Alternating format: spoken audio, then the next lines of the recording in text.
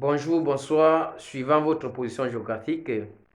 Et joyeux Noël à tous ceux-là qui ont fêté Noël et à tous ceux-là qui ne sont pas chrétiens, bien évidemment. Je vous salue comme ça en passant. Je suis là, nous, c'est un abrégé info, me paraît sur ma page Facebook. Si c'est la première fois que tu passes par ici, n'hésite pas de cliquer sur le bouton s'abonner pour t'abonner à ma page. C'est-à-dire cliquer sur la cloche de notification pour t'abonner sur ma page et liker les différentes vidéos si tu es encore très généreux. Aujourd'hui, je reviens avec une nouvelle thématique. Mais avant cela, j'aimerais dire merci à tous ceux-là qui me font l'estime honneur de me suivre. C'est toujours un plaisir de partager, de faire chemin avec vous. Je vous ai dit que c'est une aventure que je compte la mener à bien avec vous.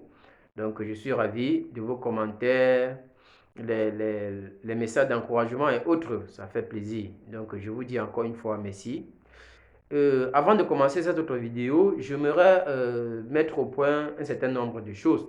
J'ai fait une vidéo précédente dans laquelle j'étais en train d'interpeller la femme africaine, notamment les coachs, qui devraient ajouter un peu d'eau dans leur moulin.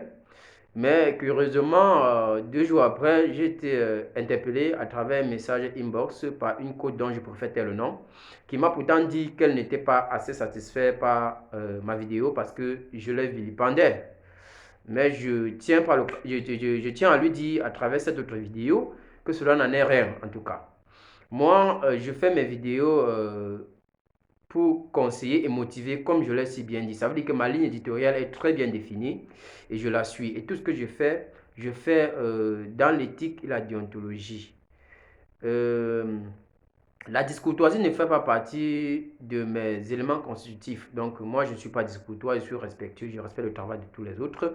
Je leur ai juste interpellé. Je n'ai pas pourtant dit que leur importance n'était pas la bienvenue dans la société. Non, je leur ai demandé de monter un peu d'eau dans leur moulin. Je pense qu'elle aurait dû regarder plutôt le bon côté de la chose que de regarder le mauvais côté, en tout cas. C'était juste en passant pour mettre les choses au propre. Aujourd'hui, je reviens avec cette nouvelle thématique.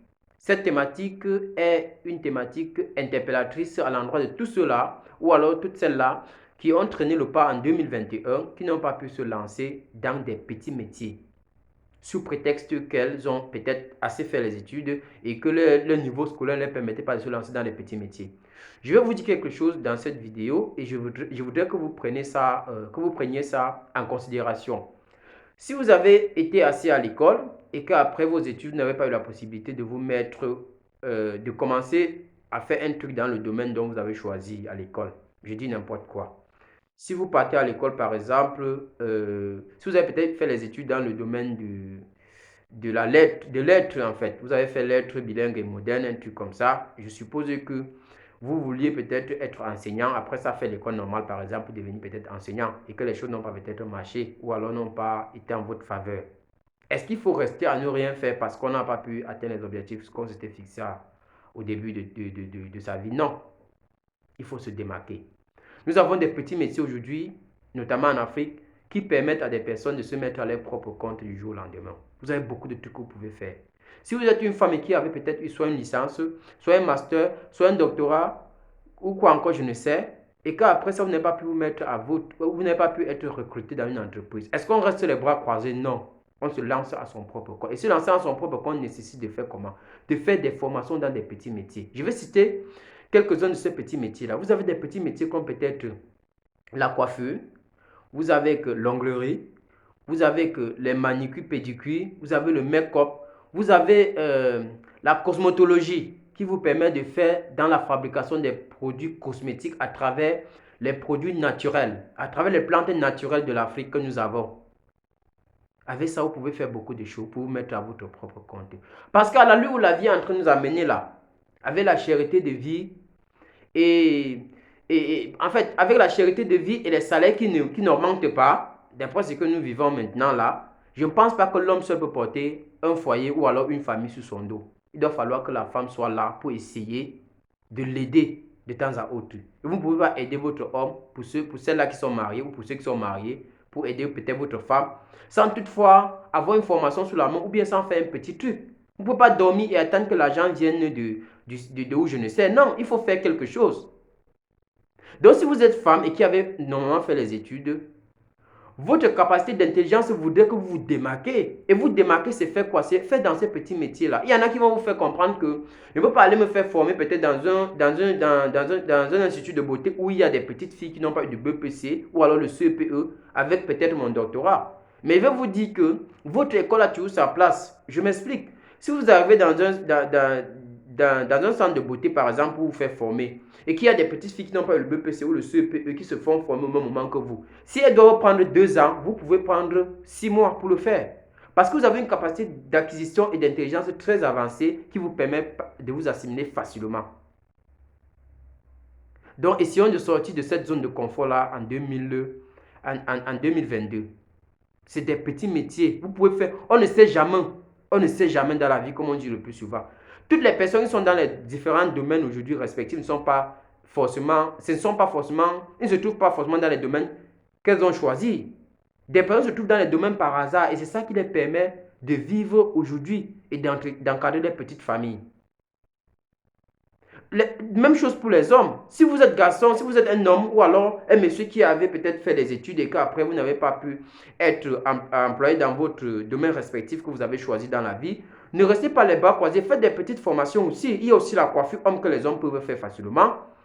Donc j'en suis très fier aujourd'hui parce que ça m'a tout donné. Je suis peut-être pas encore arrivé, mais je pense que là où je suis, la coiffure a néanmoins contribué à ce que je m'y retrouve. Donc, je suis très content de ça et je ne peux qu'encourager les gens d'en faire de même. C'est nécessaire. Vous pouvez faire dans la coiffure, vous pouvez faire aussi dans la cosmétologie, comme j'ai dit autant, pour faire dans les produits cosmétiques, pourquoi pas. Aujourd'hui, même les hommes se lancent dans les affaires de femmes. Hein? Vous pouvez vous former comme ça là dans le tas ou alors faire des petits commerces qui vous permettent peut-être de vous mettre à votre propre compte. On ne peut pas avoir le travail de tout le monde après les études. Déjà que même des potentiels travailleurs n'ont pas de travail. Ceux qui sont vraiment sûrs qu'après l'étude, ils auront le travail, ils ne trouvent pas le travail. Combien de fois vous autres qui étiez dans un doute permanent? Donc j'invite les personnes dans cette vidéo, et notamment ceux-là qui ont traîné le pas en 2022, de se lancer. Lancez-vous. Il est toujours mieux de faire quelque chose. Quand on fait quelque chose, on est toujours mieux que celui qui ne fait absolument rien. Ce que vous gagnez peut-être peut ne pas être conséquent, mais je pense quand même qu'il faut d'ailleurs que vous soyez en train de gagner déjà quelque chose, c'est nécessaire. 5 francs est toujours mieux que rien. Donc cette vidéo était pour motiver ceux-là, en fait pour nous motiver dans l'ensemble, nous tous qui entrons dans l'année 2022, de prendre le courage, de voir les choses autrement, d'avoir une vision de la vie ou alors de la société afin de pouvoir nous démarquer. C'est aussi ça l'intelligence. Être intelligent, c'est ça. C'est la capacité de se démarquer.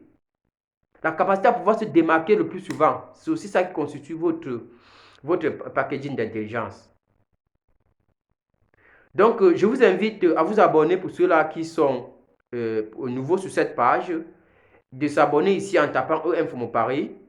Ils auront la possibilité de voir nos vidéos qui ont été précédemment faites, comme je l'ai dit à l'entame de la vidéo. Et si vous êtes plutôt à l'aise sur YouTube, vous allez sur YouTube, vous tapez Elias Moté tout simplement. Vous aurez la possibilité tout de même de découvrir ma chaîne là-bas et vous aurez la possibilité de suivre nos vidéos là-bas. Vous restez scotché sur la chaîne parce que 2022 ne fait que commencer. J'avais bien voulu commencer cette aventure en 2022.